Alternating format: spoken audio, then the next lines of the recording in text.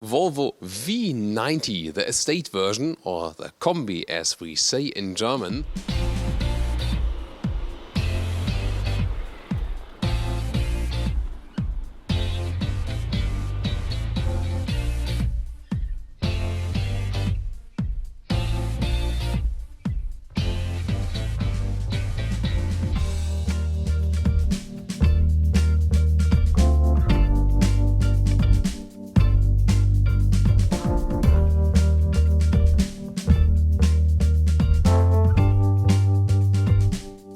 Let's start with the front here.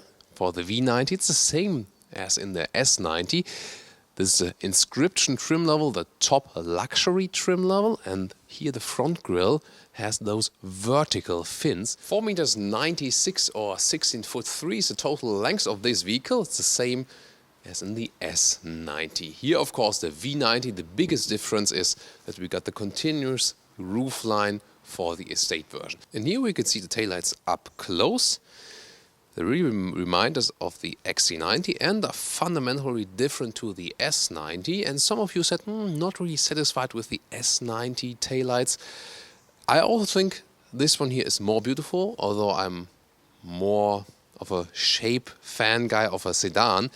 But here I think the rear is more beautiful with the estate.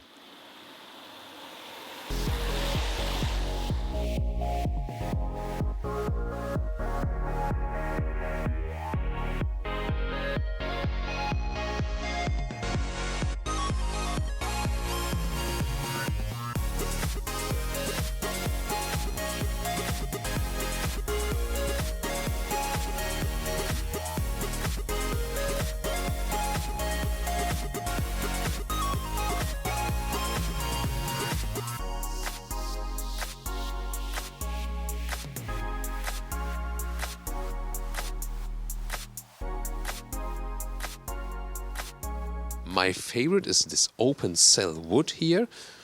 I would always go for that. And yes, I don't have any problems with cutting off trees. Then everything in the bright surface here, and usually the outside parts are from faux leather and the seat parts from the genuine animal skin. Here chrome again is used, solid metal, everything. Really love the build quality. Then first look at the interior.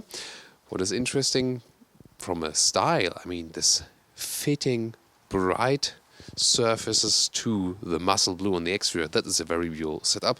However, they are lacking of animal skin alternatives here in the higher trim levels. You have to go for the momentum trim level to get cloth seats, for example, or R design than for at least microfiber on the inside. My price performance would be to go for middle trim level and momentum trim level, because usually you already got everything you need inside there. Then with overview, and really a beautiful job, and one of my favorites also in this segment of this clean Scandinavian design. Horizontal lines right there, and also the structure. We can take a detailed look at that one soon. Then this infotainment screen, you get it optional in the higher trim levels. I think every Volvo V90 that leaves the plant will have this screen then, because hardly anyone buys the very, very, very basic Volvo. And have this ignition show for us. Right side RPM, left side speed, and in the middle one you can also have some information, for example, on the GPS, or also on your sound and so on. If you have picked something for the radio, I can scroll through some of the things here. You can also have your consumption, for example, right there. The doors open not that wide, but I mean still it's okay to get in here. Also the beautiful Scandinavian design continued in the rear with the wood and the bright colors, and a lot of space in front of my knees. And wow, maybe the last time I tested it I sat maybe too far to the rear. Now I've tested again. I'm 1 meters 86 or 6'1". Really a lot of space. Only I would maybe tell the driver to lift the seat a little bit up, that I can put my feet a little bit toward beneath the seat. It would be good. Then there's a net here. Then to the hatch and the loading compartment, you can also press the button on the key There it is. You have to press a little bit harder. Then you see the cover slides up automatically. That's a clean solution. Then interesting here to flip the seats electronically, and the left part, very versatile solution. We also got a 12-volt power supply in here, and then you can see you have a really great loading space all through. And so yes, they can still build very versatile estates, but they only use 2-liter 4 cylinders. Here 254 horsepower, and there's also the T6 with 320 horsepower, and on the diesel side there would be a D4 with 190 horsepower and the D5 with 235 horsepower. And the big engines, they always get connected with all-wheel drive and the automatic gearbox.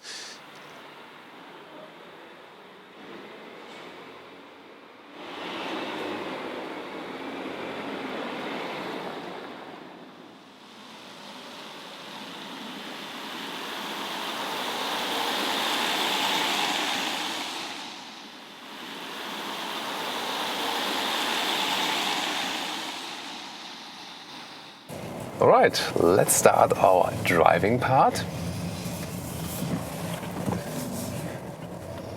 Clear up the rain.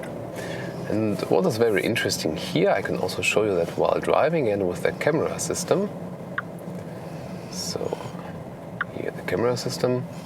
I can now also see the front if maybe the view would be blocked or if I'm going over a bump.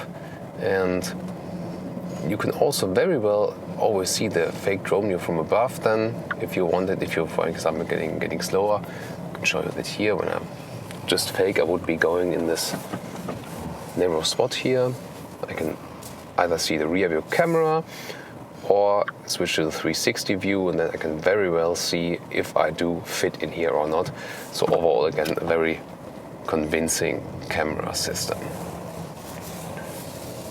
Looks just great to watch it, even if you're driving the car live yourself. That's really the funny thing. So then we're driving this 2-liter 4-cylinder engine with 250 horsepower, petrol engine, and it will basically deliver you enough power, I can already tell you so far.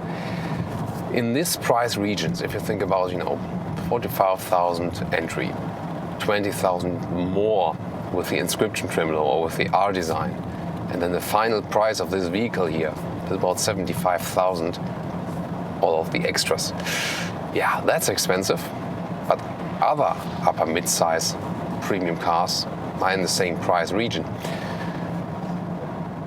And then again, you have to think about, does that fit to a 2-cylinder, 4-cylinder, 2-liter 4-cylinder engine? That's it. And I personally don't have any problem with it, because we are on a transition to hybrid and electric cars anyway. So I mean, if it's not the sport car, it's also not too bad that you don't have this roaring sound. So I'm fine with it. Are you as well? Looking forward to your feedback. Here in this driving part, we will tell you something about city driving, also countryside, Autobahn. We'll have the different aspects of this car covered for you.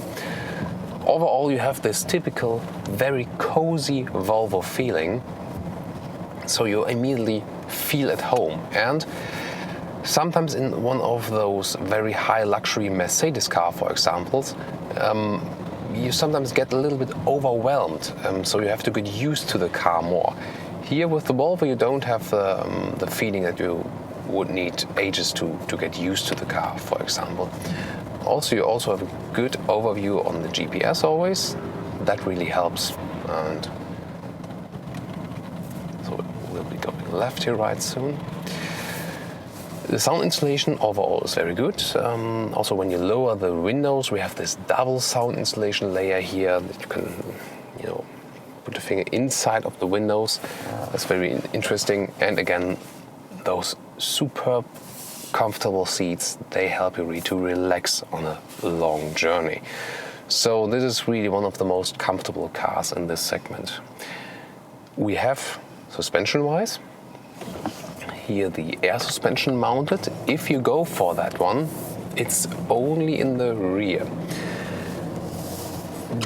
Do you immediately feel that? Yeah, it's really hard to feel directly. I mean, if we're going over some bumps in the city right now, it's really hard to tell. Okay, in the front there's none, but you do have air suspension in the rear. There will be a difference in comfort. For example, also Mercedes offers that in the E-Class. You can either go, it's recently covered with the T model.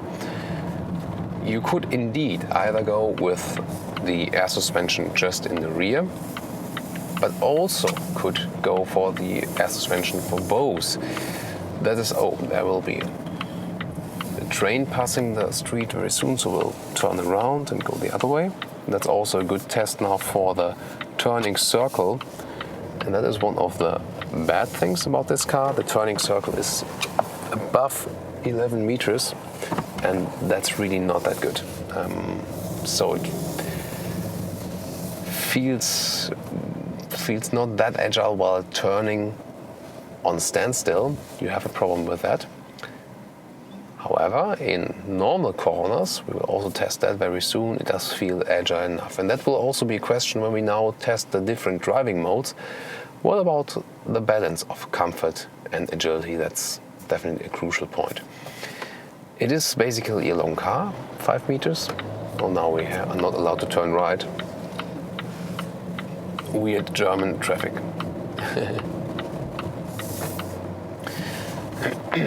So, steering wheel. It's not the most sporty or most direct one, but overall it feels, let's say, it feels natural. And we will turn right here again then, and go just go in a circle.